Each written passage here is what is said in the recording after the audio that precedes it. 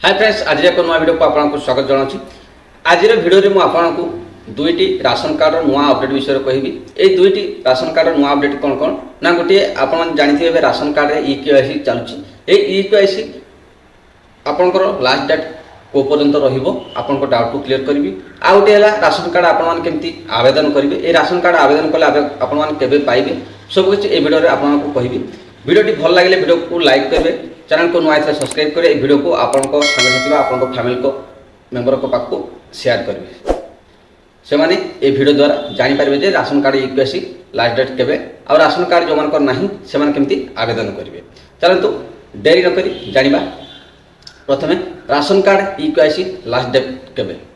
देखो आपण मान तो जानी राशन कार्ड ईकेवाईसी बाध्यतामूलक जो मैंने राशन कार्ड ईकेवाईसी करेंगे नहीं से राशन कार्ड टी कटिज से राशन कार्ड नामटी हटिज।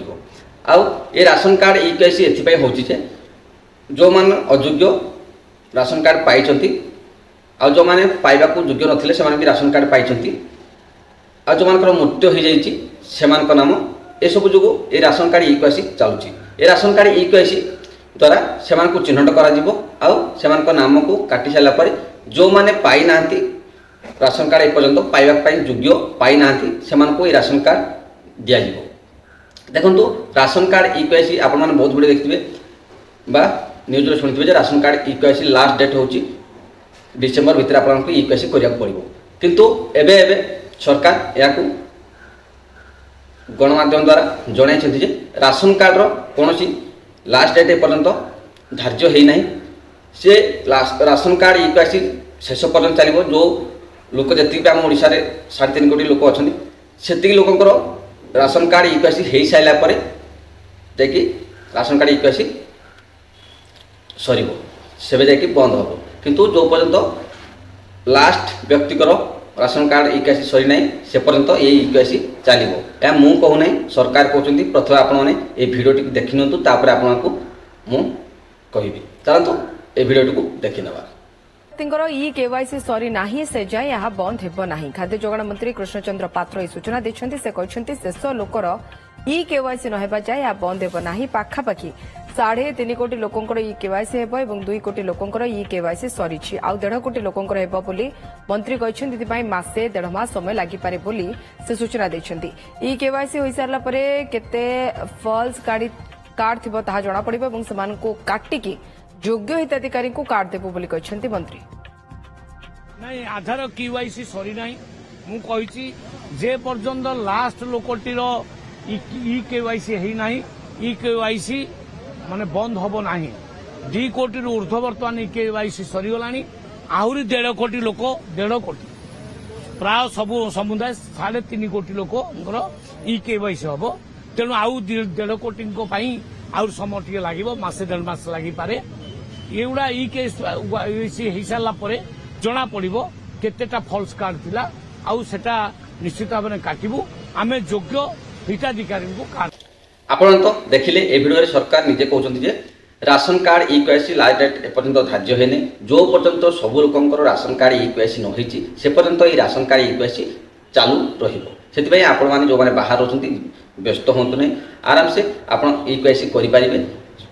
आगरो सरकार कहिसन्ति जे जो जगह रे लोक रोचंती बाहर जाकि रोचंती से जगह को ओडिशा रो राशन कार्ड ईकेवाईसी पे पठेइबे आ सेठी आपण माने ईकेवाईसी करि परिबे। किंतु एठी बहुत गुटे प्रश्न आछे बा क्वेश्चन करचंती जे राशन कार्ड ईकेवाईसी जो लोक पठेइबे ओडिशा रो आम मान तो बेंगलोर हो बा मुंबई हो बा को जगार अछु सरकार को जणा नै ताले से आमे केमती ईकेवाईसी करू।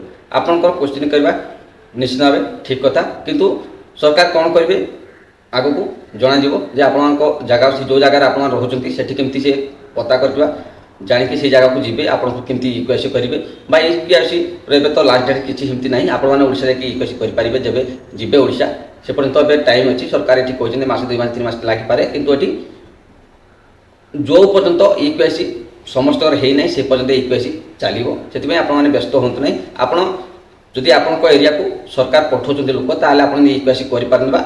ऑनलाइन माध्यम सेमती किछि तो आसी नहीं। जब ईकेवाईसी ऑनलाइन माध्यम आसंता ताले बहुत किछि भल हुआ सब लोग आराम से करि पारन्ते।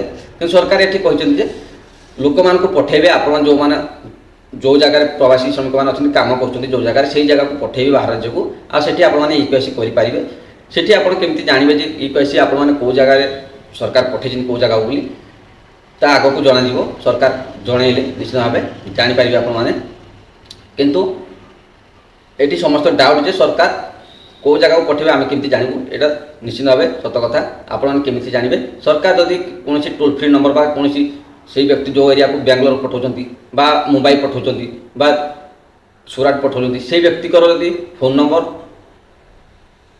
दियंते ताहले निश्चित भाव समस्ते जानीपारता फोन कॉन्टाक्ट द्वारा जानीपारता टोल फ्री नंबर रहिले बा कस्टमर केयर नंबर रहिले से जानीपारते कौ एरिया को जाइछंती सेठी आराम से जाइकी ईकेवाईसी करिपारते किंतु ये सरकार कहते आपन को व्यस्त हबार नहीं आपन को एवं जो पर्यंत समस्त ईकेवाईसी सरीनी से पर्यंत ईकेवाईसी चालू रही से व्यस्त हमें जब मझे आप ओडिशा जी आराम से ईकेवाईसी करेंगे।